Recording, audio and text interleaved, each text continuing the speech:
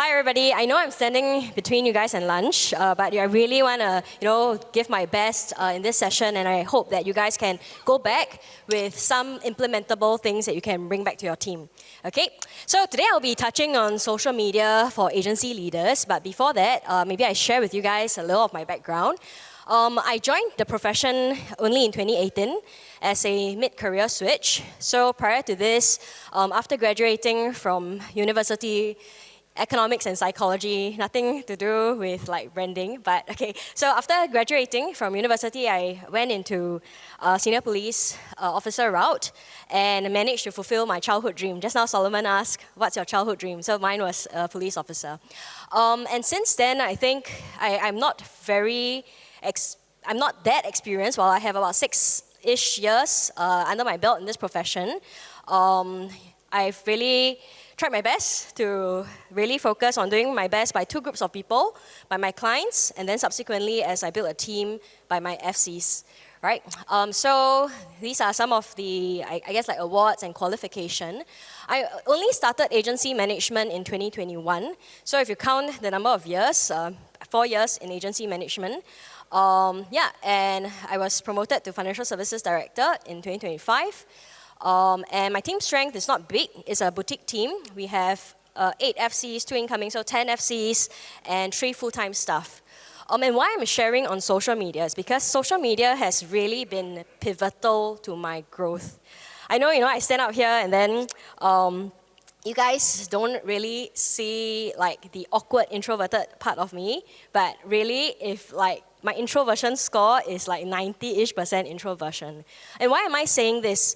I'm saying this because as a person who feels really awkward in like reaching out one-on-one to people, social media has been pivotal because if I were to explain why, it's because social media, right, one post I can reach a lot of people, right? And you can take the time to create and curate the content that you want to put out. It doesn't need to be like an immediate response, right? And I'm going to share with you guys a little bit more about how I've used social media as a producer, as well as how I've utilized social media as an agency leader. Okay. But before that, some warm-up activity. Okay, I see that. Okay, I'm standing between you guys and lunch. I want you guys to very quickly do this thing. It's about reaction time, okay?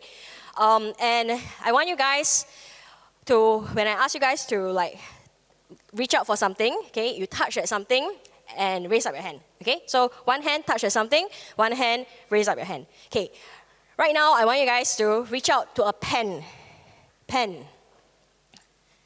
Okay, a bit slow. When you touch the pen, you raise up your hand. You hold the pen, you raise up your hand.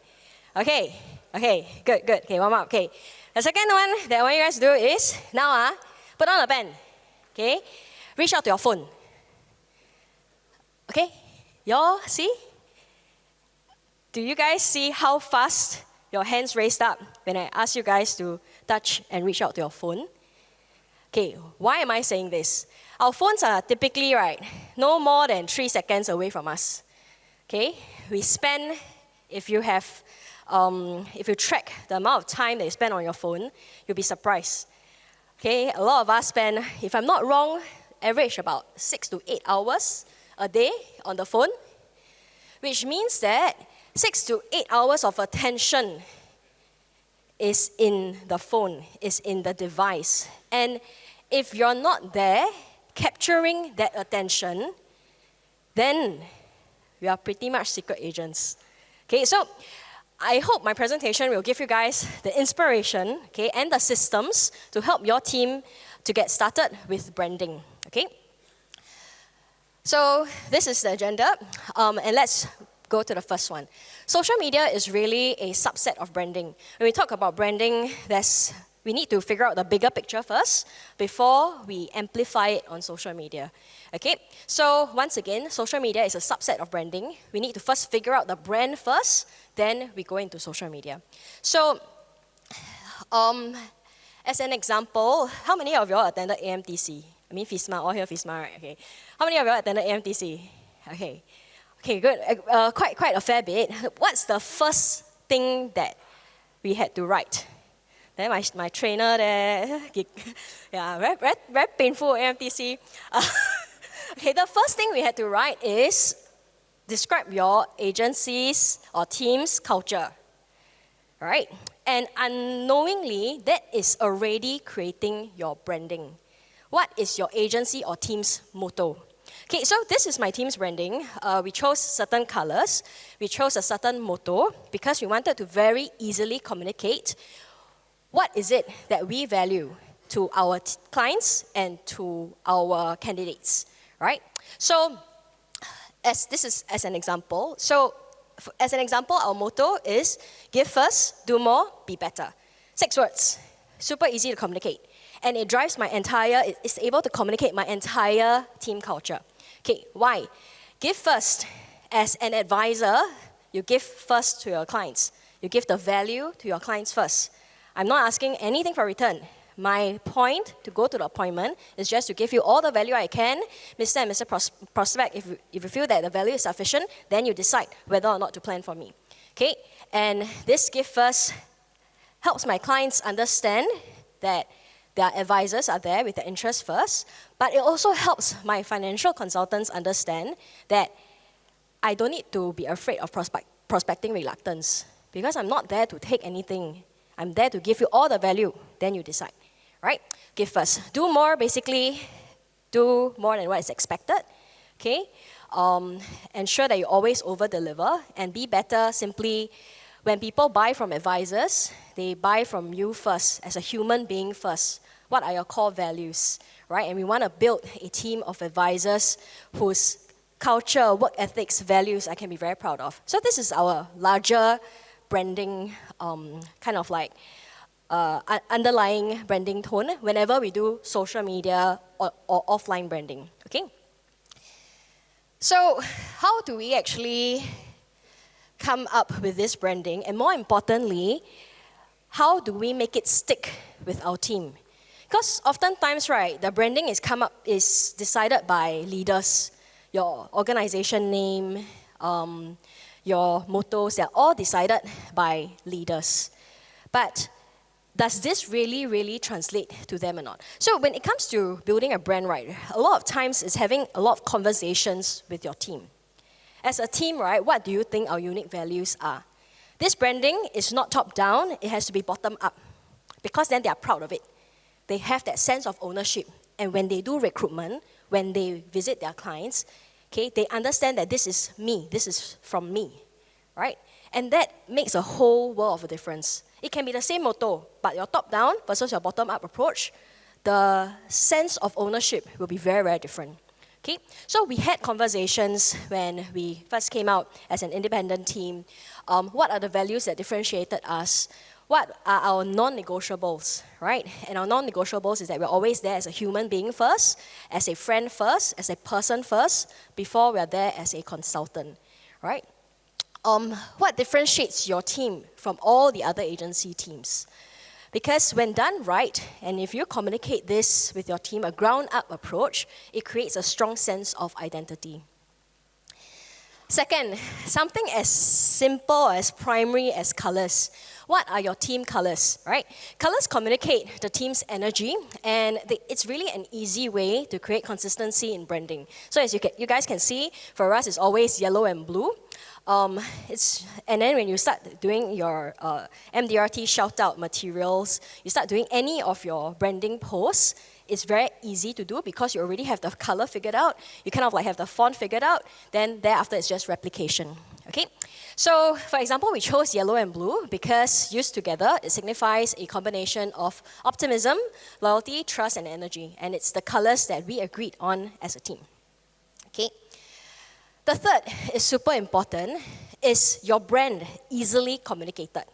Okay, I know some of us have very long vision statements, and that's great. But when an FC is communicating it to a candidate, or when an FC is communicating it to a client, how can it be easily communicated, both online and offline? So what I strongly encourage is for everybody to come up with a short motto, something that, you know, is the team's identity that they can very easily remember. I remember back in the police force, when I was a police officer, the hashtag was always more than just a job, right? More than just a job. Like, what is your hashtag, right? For mine, it's give first, do more, be better. How can it be easily communicated? And have you created assets and collaterals to help the team relate to the branding and communicate them easily? Okay, later I'll show you some examples of the assets and collaterals that we've created. And before I go on, I just want to say that the way that we've been doing things may have worked for us and may not work for certain agencies. And the reason being is because for us, it's ground up ideas from the team, and because they own it, they run it, right? And so the primary principle really is to consult your team on what they feel strongly for, because then they have the pride and the ownership, to run through with it. More importantly, are you catering to the right audience? I know a lot of us struggle with putting ourselves up, but really once we figure out our target audience, this would not be an issue, okay? If as a financial consultant, your target audience is definitely your clients, right? And so you must, in a way, I'll just be direct and straightforward, be able to manage the level of showiness. As a financial consultant, you must manage the level of showiness. As a leader, however, different. People come to you for certain goals and dreams. Just now, Solomon said, want to dream big, right? You want a certain lifestyle, certain freedom. Okay, then for that target audience, you can afford to be a little bit more showy, but you still need to manage, especially if you're a producer leader. Okay, then and again, it depends on what group your clientele is in. Okay, I was just having a conversation with one of my bigger clients and my brother 2 nights ago over Guinness. That's how to loosen me up and be less introverted. So, and they were saying that, some clients, right, they see you post a watch, then they know that, okay, this is the right advisor because they know what I value. Okay? Some clients, when they see you post that watch, then become a red eye. You need to figure out who are your clients. What is it that they value? And more importantly, how to communicate it. Okay? So, in broad strokes, for branding, ask yourself these 4 questions. What are your team values? What are your team colors, the energy? Is it easily communicated? And are you catering to the right audience? Okay? Okay, so I want to say that, the last line, social media is only a tool. Branding consistency needs to come across both online and offline. So offline, what we tend to do is that we create gifts for clients that really just spells our branding out. You see the colors are very similar. The team motto is like, ang paos and everything. So, these are just some ways to do it. And our team, like t-shirts, everything is very consistent. And when it's consistent, it takes off a lot of load from you. It becomes easy. And later on, I'll also share with you guys how consistently practicing branding would help you and your team. Okay? This is one of my favorite things. So we did this get well soon gift pack, and we thought that it's an easy way to, when clients are hospitalized, we just give them a care pack, a blanket, a tumbler, and an eye mask. Okay. Interestingly, right after that, I was hospitalized for 10 days, and then I realized that, wow, the eye mask really very important, right? And then after that, I think 4 or 5 of my clients got hospitalized, and I started giving out these packs. It was very good branding because they texted and said that, oh my God, this care pack is so useful, right?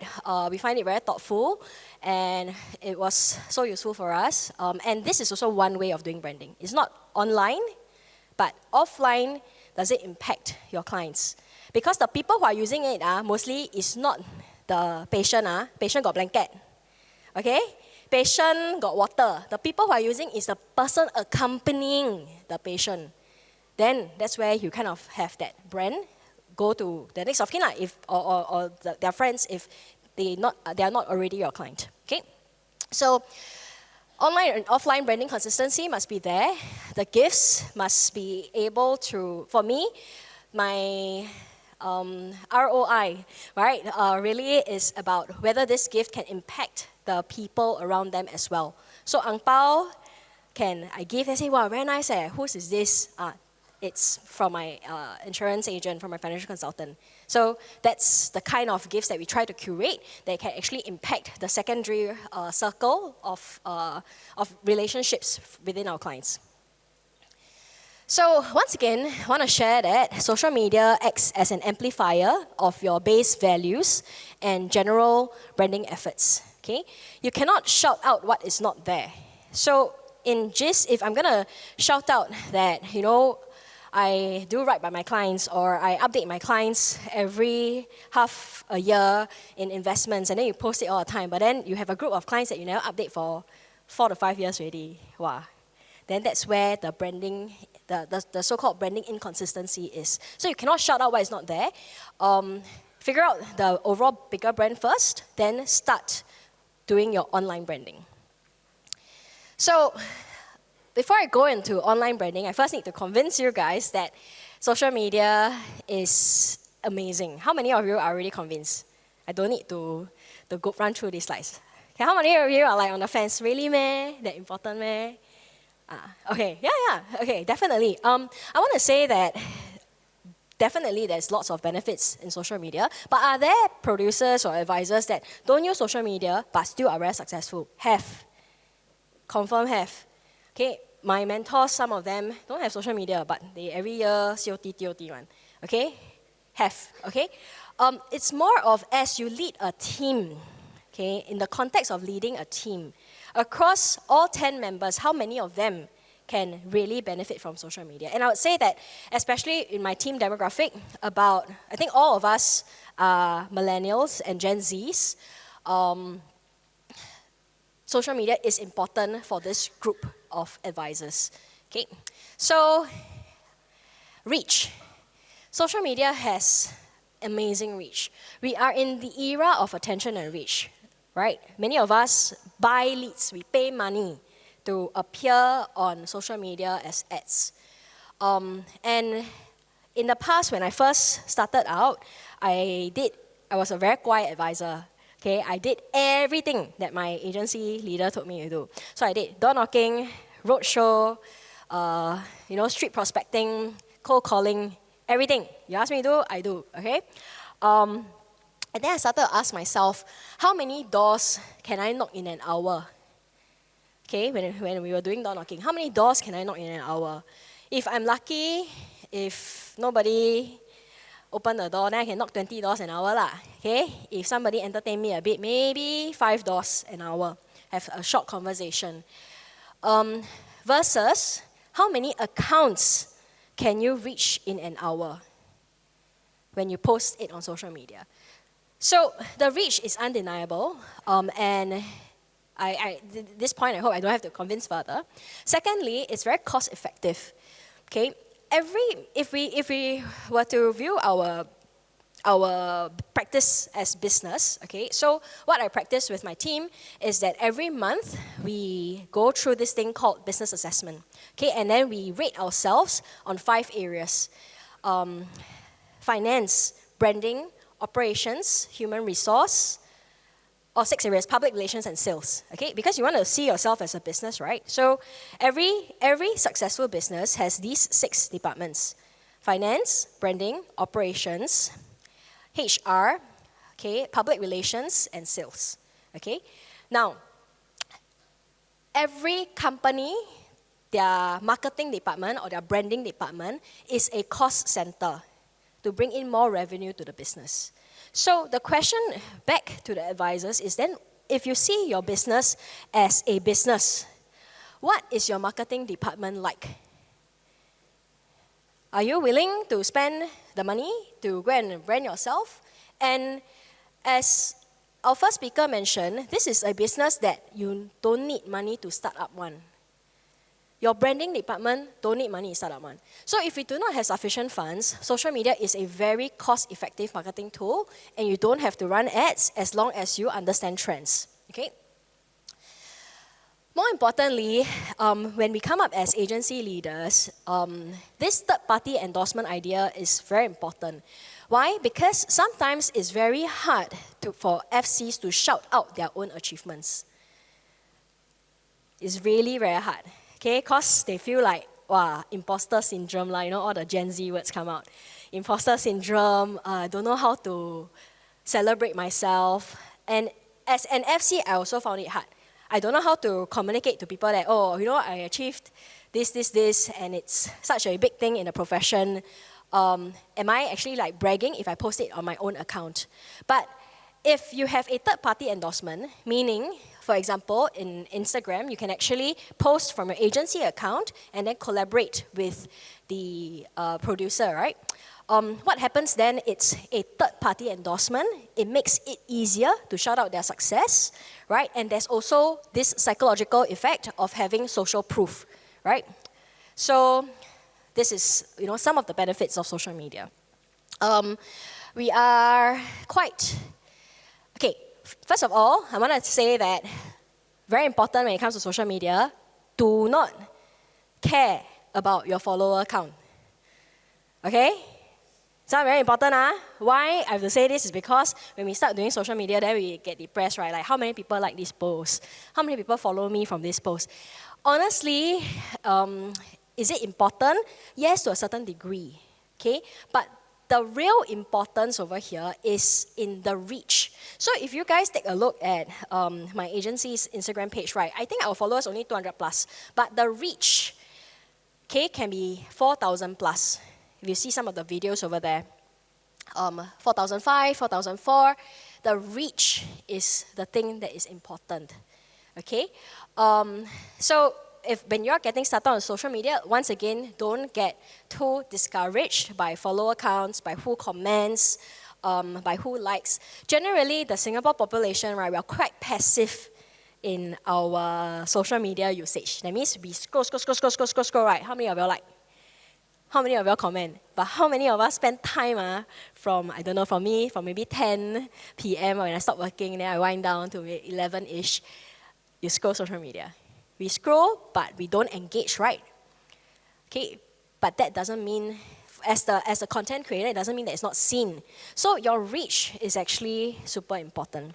So the first screenshot is really how we do like reels in our social media. The second one is in the third-party endorsement. So whenever somebody hits something, achieves something, we'll do up a post, collaborate with them, right? And generally, this third-party endorsement thing works very well for our team because thereafter, you can see that the FCs accept the collaboration and then they start being a little bit prouder of themselves and putting it on their Insta stories and whatnots. Okay. So this social proof I mentioned a little bit earlier, it creates this psychological validation that people are planning with you, with your FC, that people are buying from you and people are joining you, right? So social media creates this psychological phenomenon called social proof. And because we are in this day and age whereby a lot of younger folks, they have this fear of missing out, right? And as such, this creates the pull and the attraction to come in, right? It lowers the barriers to reach out.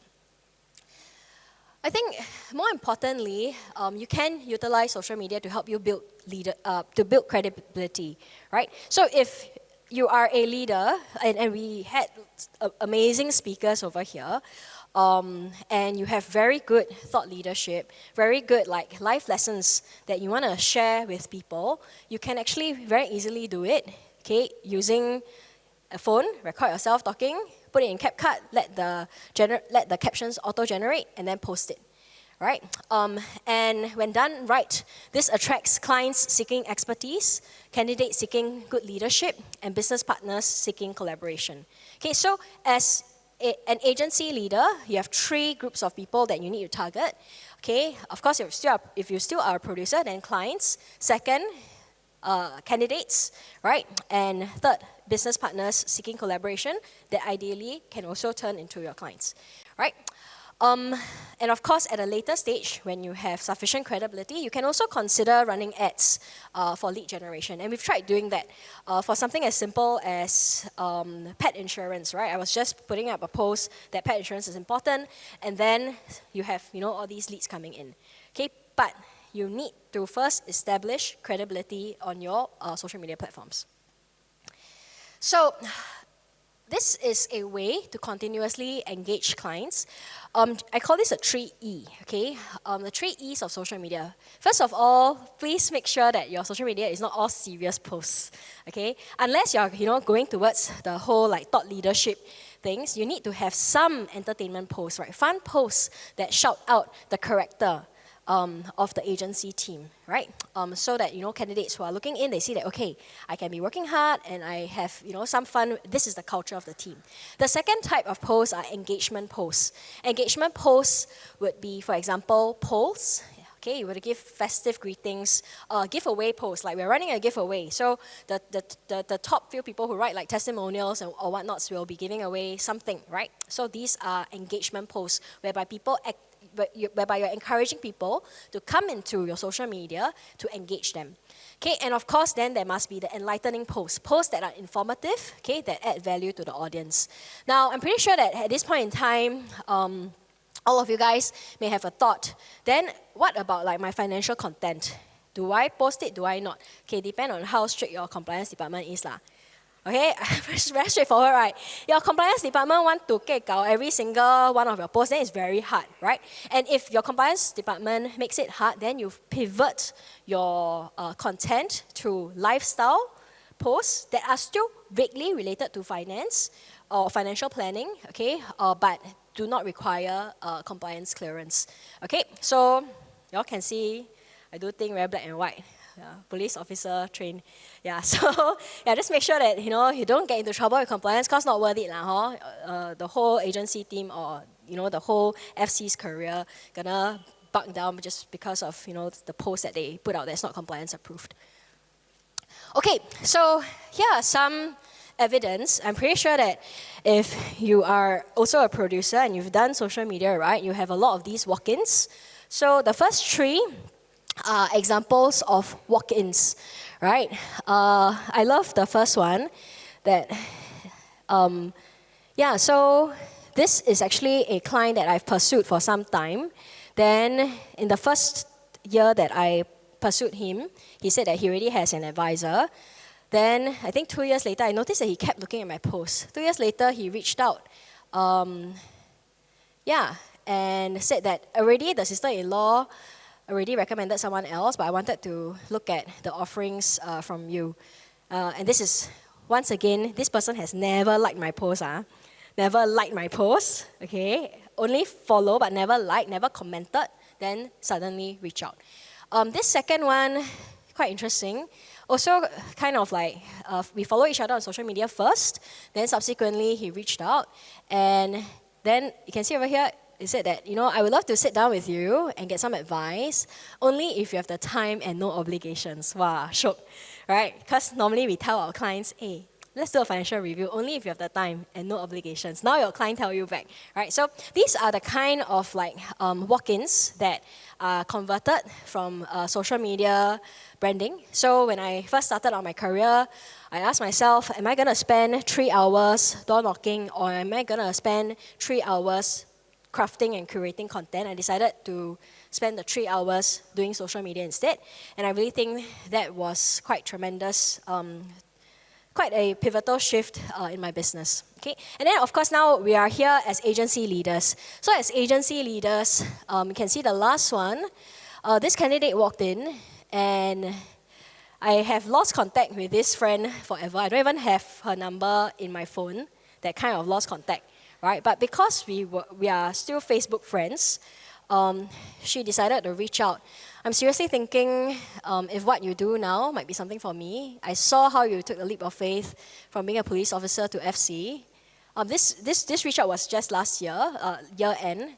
And you also can have walk-in candidates. Because once again, this person also never ever liked my post, never ever commented, but people are watching. The eyeballs are there. Okay, Are we doing it right? Are we communicating? Why are we doing what we are doing? Because people really are watching. Okay? So, I want to share a few social media platforms and tools. I'm actually a little bit worried that this is a little bit basic, but if you feel that it's a little bit basic, just bear with me. Let's go through the fundamentals, because some of us might not have gotten started with social media. So what social media platforms and tools are good to be on? Okay, for us, we mainly use these, okay, because our target audience is here, okay. Instagram is really the sweet spot for millennials and Gen Zs, right? And of course, if you are targeting Gen X clients, you can also post on Insta and then it cross-posts onto Facebook, okay? Instagram is great for pictures, reels, carousel posts. Carousel posts is those that you swipe, okay, like slides.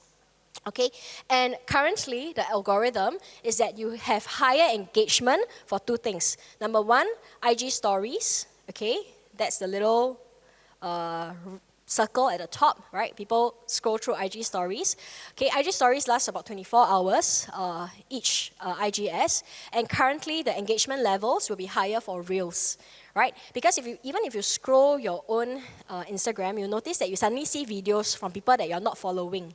Okay, this is because Instagram has actually ramped up the algorithm for Reels so that you're able to reach people not even within your circle. Okay, for LinkedIn, it is a good spot for business or recruitment lead generation. Okay, this is the spot if you guys are still not on LinkedIn Sales Navigator. I highly encourage you to look into it. You really can filter out the kind of like candidates you want. You can filter out the kind of business leads you want. It takes time because, once again, LinkedIn is a place that's very much for professional content, right? Such as achievements, engagements, thought leadership. So for example, a speaking session like this would actually be a lot more meaningful if I were to post like bite-sized piece of this content onto LinkedIn, okay? And of course, once again, you need to have consistency before you can see results. And last but not least, TikTok. TikTok is something that I feel like my soul is a bit old for it. I'm just 1 year older than Solomon. So I feel like TikTok is this place where, it's a high energy place. We're currently utilizing it lesser, but this really is a space to go for Gen Zs, and more people are hopping on it as content consumers, okay? Because I see the average age here also not that young. How many of you have TikTok? Got or not? Got, huh? Okay, because we just scroll and we view. Right? We might not like, we might not repost, we might not share, but it is a great space, especially if you are, your target audience are the Gen Z folks, right? Okay. And over at TikTok, you can get very high engagement. I think TikTok is the one that really can, if you have a very good like viral post, it really can rapidly boost your engagement. Okay. And what tools am I currently using? These three tools, you can get it free. You can go and pay for it. Generally, the subscription is not expensive. My entire slide is actually done through Canva, and it's really easy, right, to do this because I already have my branding guidelines stored into Canva. So my color, my color code, okay, the branding color code, the branding fonts, everything is stored within Canva already. So I just need to sometimes just drag and drop things. And an entire slide comes up, right? And there's also a lot of templates available in Canva. So it's great for creating things like posts, event posters, presentations. There's lots of templates. And we also use it to design merchandise. Okay, for example, the notebooks, the ang paos, the t-shirts that you saw, all designed through Canva. It's very, very amazing, okay? So go explore it. It's super amazing. Subscription is also not expensive. Yeah, I can't remember, maybe 100-ish a year? Yeah, very, very cheap. Okay, the second one that I use a lot is CapCut. I still remember when I first started doing videos in 2018. Yeah. Wow, that one was painful AF, right? I had to record the video, then go and find a video editing tool, then manually crop everything, type in my captions, one by one. So a 3-minute video, I spent almost 2-3 hours typing in the captions. Right now, with CapCut, what used to be super complicated video editing, you can even color grade your videos. Okay, it can be done in minutes. Okay, and you can even do auto captions because of AI technology. So, if you guys go into my Insta, there's this one video. A couple of months back, I got into a very serious dog bite accident. So if you see my hand, this is my master hand. Okay, it was bitten, and the muscles tore in 3 or 4 locations. Tendons tore, everything tore. I was just in hospital for 10 days. Was very, very miserable. It happened on 30th November, which means that my last month of the year, where everybody is running, I'm lying down in hospital. Well, it was very, very, very depressing. And what I did was generally my approach to social media is that I want to be very real on social media. Okay, 好的, 坏的, all I share. Okay, but that's depending on what your approach is. Okay, so meaning good things that happen, super emo, the roller coasters that I'm riding through, I will all put it out on social media because I strongly believe that my leadership style is being very open and very vulnerable as a leader, and I want to lead by example, right? So what happened back then was that I had this one hand that was wrapped up. It underwent 3 surgeries, and then this one hand was tubed up. And basically, all I could do was I prop up my phone, somehow managed to, then click the record button. I recorded myself reflecting in that moment, okay? And then I put it into CapCut. I let CapCut do the auto captions, and then I posted that video out. So imagine a person with no hand that can really function can do a content so easily with CapCut. Really, there's no reason for us not to try it.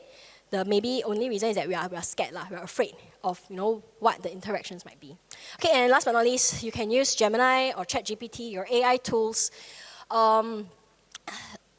Yeah, so, sorry, I didn't amend the last part, but Gemini or ChatGPT, really, we use it to refine our writing because some of us, we are not very good with writing captions and whatnots, right? So if you have the vague idea, put it on Gemini or ChatGPT, and then it will generate the captions for you, okay? So tips to get started, I need to run through because 5 minutes left. Okay, important, don't overthink it. Don't overthink your branding. As genuine as possible, as authentic as possible, I really think that's what captures attention. And anyway, I want you all to know that actually content is forgotten very quickly. So even if you had a terrible post with bad engagement, which I did back in 2018, my post had maybe 3 likes. People forget about it, right? Move on, trial and error, do what's comfortable first, then expand your comfort zone. So what's comfortable for me is actually writing. I'm actually very introverted. I love reflecting. I love taking notes. So I started off with writing articles first. Then I started to do Instagram posts where I show my face, and then after that I expanded it to videos, right? For our team, we do set aside regular time every week as a team to do branding. Okay, so every Wednesday morning, we come to the office, and then we account to each other what we're going to do this morning for branding. 2 hours only, get it sorted, get it posted, and then it's done. Branding for the week is done. So set aside time regularly, and use AI to help refine. Okay, engage with audience right after a post. So after you post something, make sure you comment or you go to other people's account and engage with them, so that when they come back to your account, they see that, hey, my account has been updated, right? I think most importantly, with branding, it needs to be enjoyable. So have fun and enjoy the process. Don't think of it as a chore. Really think of it as a communication tool. How are you going to communicate who you are to your target audience? Okay, so 3 growth principles. I'm going to end off with 3 growth principles in social media branding. Number 1, pair your online branding with your offline branding. I spoke about it. In other words, practice what you preach. And don't be fake. People can tell, right? So I cannot be crying on social media, but actually, when you see me in real person, I don't really cry on. Cannot. Then it's very fake, right? You cry for the camera only. Cannot, okay? So if you all see me in real person, my team knows every year when we do reflections or whatever, confirm we'll cry on. Now that's me, okay? And I'm not paiseh about it. Because Gen Z leadership is about embracing vulnerability, and I really want to embrace vulnerability because there's strength in that, right? So pair your online with your offline. Second, don't just post. After you post, do a few engagements, okay? Go into your target audience pages, comment a bit, like a bit, right? Because in a world where nobody is engaging, and then you are the one that's engaging with them, you make them feel good, okay? So people want to feel good. After you post, make sure you spend a little bit of time to engage your target audience, okay? And last but not least, as with anything in our business, consistency is key. Okay, you cannot do branding for 1 month and then after that 6 months never do, right? Same thing, prospecting is key. For agency leaders, recruiting consistently is key. All these must be consistent, and your branding must be consistent. You won't see branding results for about 4 to 6 months. Give yourself 4 to 6 months, okay? Because my branding results only came in after 6 months, right? But during that 6 months, that's where you are sowing, okay? And have faith that when you do that, eventually the harvest will come. So, yeah, that's it. I don't think we have time for Q&A, but definitely if you guys want to ask me anything, you know, when we are networking and mingling, feel free to do so. I may be a little bit awkward, but I promise you I'm quite friendly. I will definitely, you know, answer the questions. So, thank you very much, and let's make the year count. Thank you. Yeah.